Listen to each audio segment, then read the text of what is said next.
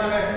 शाह साहब, खान साहब, आपको तमाम लोगों को गवाह बनाकर पेश कर रहा हूँ। हम पे एक इंसान से भाई लगाया जाता है कि पता नहीं 6-6 घंटे बातों करते हैं, 12-12 घंटे जुलूस लेके चलते हैं। इसी में इस्लाम में रात मौजूद थे, जवाब दे रहा हूँ।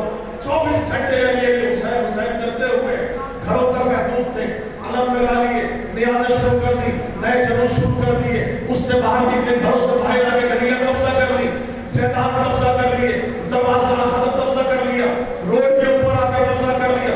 12-12 घंटे मातम करते हैं, 12-12 घंटे जिम्मेदारियां करते हैं। पता नहीं क्या पी के मातम करते हैं, क्या पी के मातम